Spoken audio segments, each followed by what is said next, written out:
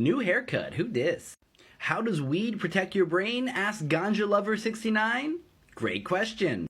But first to say, I appreciate all of your interest in cannabis. I am declaring this to be Canna Education Week on this profile. But, this is the last week I'll be answering these type of questions here. I'm taking over the CV Sciences TikTok. I'm doing Canna Education for them all the time from here on out. So if you want to help me out, go give them a follow and ask your questions over there, because I'll be answering questions there from here on out. Here, I'm only going to be answering a few more.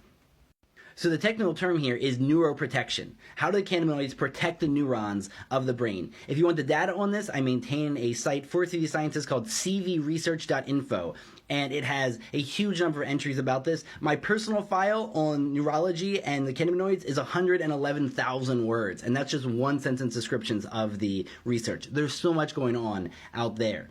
The number one thing that the cannabinoids do to help protect the brain is they lower neuroinflammation. And in general, they lower inflammation across the body and brain. That's usually a good thing, though sometimes you need inflammation. But in the brain, in general, it is good to lower neuroinflammation. It is a hallmark of all of the neurodegenerative diseases, a lot of major brain insults like traumatic brain injuries, epilepsy, things like that. You want to lower the inflammation. And it's one of the things that the cannabinoids are most good at.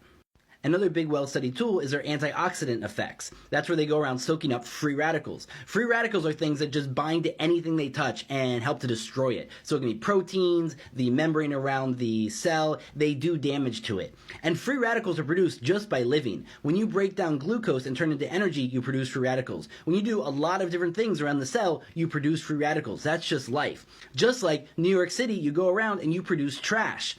Now, are you ever going to get New York City completely free of trash? Of course not. But you need to have the trash system running well enough to get rid of most of it so you can have functioning city. That's what the antioxidant effects of the cannabinoids do. They keep that free radical level lower enough that the free radicals aren't going around changing proteins and increasing your chances of especially later neurodegenerative disorders.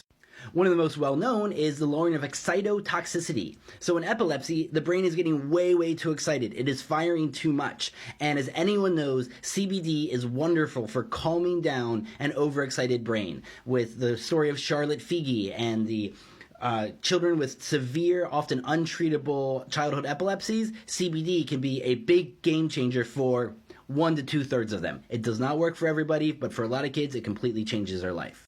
The last one I will cover is so tantalizing, I will probably have to do another video about it. But BDNF, brain-derived neurotrophic factors. This is the increase of new brain cells or more neuroplasticity in the brain. And so repairing the brain, helping do it adjust to things, if you are creating new brain cells, you're helping the brain. And it's a big part of what the cannabinoids seem to do.